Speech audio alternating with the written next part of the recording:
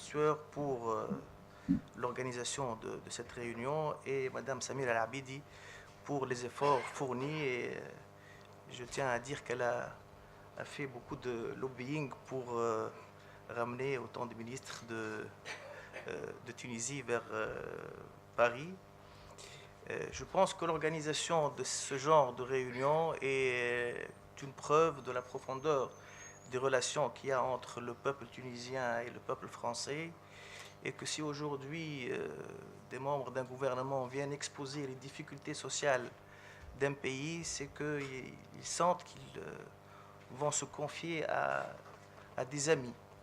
Et donc ça, c'est pour nous très important. La France a toujours été une terre d'asile pour nos réfugiés politiques, comme l'a souligné Monsieur le ministre de la Santé. Et aujourd'hui, nous sommes tout à fait conscients qu'elle va jouer un rôle très important dans la relance de la Tunisie et que le principe de la prospérité partagée, tel qu'elle est conçue par l'Union européenne, va être appliqué en particulier avec la Tunisie. Certainement qu'il y a des difficultés réelles à gérer dans nos relations, en particulier la situation de l'immigration, mais je ne pense pas que ça touche au fondement de nos relations historiques qu'il y a entre les deux rives de la Méditerranée, en particulier entre la Tunisie et la France. Donc je tiens aussi à remercier cette association pour son initiative qui s'inscrit dans le cadre de l'échange de vues et des expériences autour d'un thème à forte charge sociale et qui constitue l'une des priorités des pouvoirs publics en Tunisie en cette phase de transition démocratique. La Tunisie vit aujourd'hui une nouvelle étape historique. Il y a eu une révolution avec une fin de régime difficile et nous sommes en période de transition après des élections que presque tout le monde a considérées comme démocratiques et comme transparentes, qui ont donné une assemblée constituante qui a permis d'avoir un gouvernement légal et reconnu. Aujourd'hui, ce gouvernement de transition, puisqu'il va être là jusqu'aux nouvelles élections après l'élaboration de la Constitution, a des devoirs de réponse envers les demandes du peuple, les demandes de la révolution, à savoir, d'une part, la liberté et la démocratie et l'état de droit, et bien sûr les réponses sociales. Et nous pensons que la réussite du processus démocratique actuel est en grande partie tributaire de la réussite des réformes sociales et de la possibilité d'aboutir à une situation de stabilisation sociale. Donc cette situation sociale était le fruit d'un modèle de développement complètement désuet, doublé d'une situation de dérèglement institutionnel avec une domination d'une mafia financière qui a abouti à un dérèglement social très important, et même qu'il y a eu une manipulation même des chiffres, ce qui a fait qu'aujourd'hui en Tunisie on découvre l'ampleur de la précarité et de la pauvreté. Les chiffres officiels d'avant le 14 janvier, c'est une pauvreté qui concerne 5%. Aujourd'hui, certaines institutions l'évaluent à 25%. Alors donc, vous voyez comment la manipulation des chiffres était utilisée pour faire de la propagande et pour pouvoir accéder à un indicateur de développement humain qui était tout à fait défendable et aujourd'hui qui n'est pas la réalité du pays. Et les étrangers qui viennent en Tunisie constatent avec stupeur l'ampleur, alors qu'avant, ça ne leur était pas permis de constater cette situation, puisque cette région n'était pas visitable. Alors aujourd'hui, la dignité et l'inclusion sociale est une véritable exigence de cohésion et de justice sociale pour lutter contre l'exclusion et la précarité. Alors la couverture sanitaire en Tunisie. Quelles sont les possibilités? Comme vous l'avez dit, nous avons un régime de sécurité sociale qui vise la couverture sociale de la population à travers des prestations contributives. C'est-à-dire on a un régime de base et des régimes complémentaires de couverture sanitaire assurés par les compagnies d'assurance et les mutuelles. Des mécanismes d'assistance médicale, soins gratuits et tarifs réduits pour la population en situation de pauvreté et de précarité et non couverte par la sécurité sociale. le taux de couverture sociale est actuellement de 77% de la population active. C'est-à-dire qu'il y a 23% de la population éligible à l'un des régimes de la couverture sociale qui demeure non couverte. Cette population risque de tomber dans une situation de pauvreté et de précarité dès qu'elle ne peut plus travailler. Également, je tiens à souligner que le taux de couverture sociale des personnes âgées ne dépasse pas 38%. C'est-à-dire que les personnes âgées, à raison de 62%, ne bénéficient pas de couverture sociale. Les assurés sociaux et la couverture sanitaire. Nous avons une caisse nationale d'assurance maladie qui couvre l'ensemble des assurés sociaux et leurs ayants droit affiliés aux différents régimes de sécurité sociale et relevant aussi bien du secteur public que du secteur privé. Ce régime est fondé sur les principes de l'égalité de chance, de la solidarité et de la complémentarité entre les secteurs publics et privés de la santé.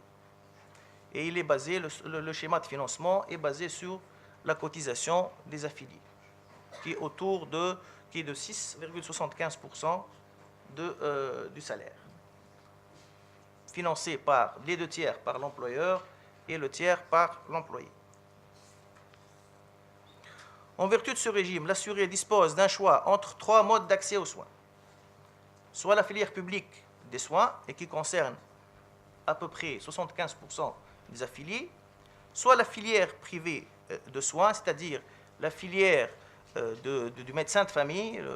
Le patient voit un médecin de famille qui l'oriente éventuellement vers le spécialiste, soit le système de remboursement où le malade a le droit de choisir le médecin qu'il désire consulter, mais il se fait rembourser, bien sûr, avec des plafonds de dépenses qui sont relativement bas pour la consommation des médicaments. Je crois que c'est autour de 200 dinars par an, ce qui est l'équivalent de 100 euros. Alors, les régimes complémentaires de couverture sanitaire. Parallèlement à l'assurance maladie obligatoire, on trouve des régimes complémentaires. Ces régimes sont gérés par les compagnies d'assurance et les mutuelles. Ils permettent de couvrir les prestations non couvertes par le régime de base, c'est-à-dire la part des frais des soins qui reste à la charge de l'assuré social. Parmi les 2 700 000 assurés sociaux, il y a 300 000 adhérents aux mutuelles et 100 000 aux compagnies d'assurance.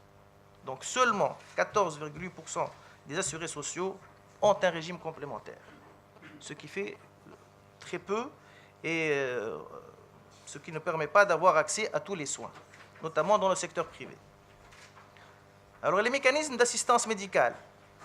Nous avons 2 mécanismes. Les soins, soit les soins gratuits, totalement gratuits, soit les soins à tarif réduit, le patient payant un ticket modérateur. Alors 185 000 familles nécessiteuses, soit 700 000 membres, soit près de 7% de la population tunisienne, reçoivent une aide permanente et une couverture sanitaire gratuite, et qui vont devenir, avec l'accentuation de la précarité pendant l'année 2010-2011, 235 000. Nous allons rajouter la distribution de 50 000 nouvelles cartes de soins gratuites à partir de ce mois, et ce à la suite des décisions du gouvernement, bien sûr. 578 000 familles en situation de précarité bénéficient d'une couverture sanitaire avec ticket modérateur, soit 2 200 000 personnes, 21% de la population tunisienne. Ces mécanismes touchent ainsi 28% de la population tunisienne. Donc 28% de la population a besoin d'avoir une couverture assurée par l'État. La majorité de ces 28% paye un ticket modérateur, le reste, soit 7%, sont totalement pris en charge par l'État. Les pensionnés sont aussi en situation de précarité en Tunisie.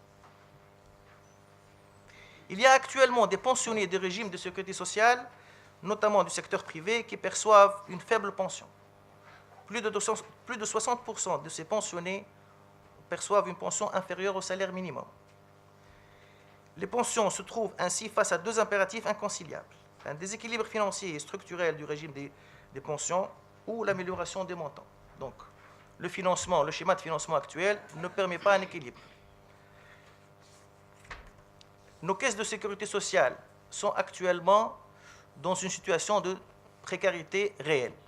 Nous avons 3 caisses. Nous avons la caisse du public, des fonctionnaires de l'État, qu'on appelle la Caisse nationale de retraite et de prévoyance sociale, qui est actuellement proche de la cessation de paiement. Donc avec des difficultés, nous avons trois actifs pour un retraité, ce qui ne permet pas de financer les retraites. Nous avons la Caisse nationale de sécurité sociale qui s'occupe du secteur privé, qui, elle, est en meilleure situation financière et resterait stable ou, disons, excédentaire jusqu'aux environs de 2014-2015. La Caisse nationale d'assurance maladie, qui a été mise en place en 2007, qui s'occupe des deux secteurs publics et privés, actuellement est excédentaire, mais la filière maladie est déficitaire, de l'ordre de 150 millions de dinars, soit à peu près 75 millions d'euros. Et elle deviendra globalement déficitaire en arrivant vers 2015, je pense, ou 2016. C'est-à-dire que nous sommes actuellement en face de deux problèmes. D'une part, la précarité de ceux qui n'ont pas de couverture sociale et qu'il faudrait soutenir, et d'autre part, ceux qui ont une couverture sociale et qui sont affiliés et qui ont un travail, mais dont les caisses ne vont pas suffire. Le schéma de financement ne suffit pas actuellement à financer soit les soins satisfaisants et de qualité, soit aussi la retraite, et ces caisses sont actuellement en difficulté. Donc aujourd'hui, la refonte du système de protection sociale et l'institution d'un socle minimum universel est l'un de nos objectifs dans cette phase de transition démocratique. Le socle de protection sociale projeté doit impérativement intégrer à la fois toutes les catégories sociales, les actifs occupés et inoccupés, et ceux qui sont dans l'incapacité de travailler. Je vous remercie pour cette écoute et j'espère que les débats vont être fructueux. Merci.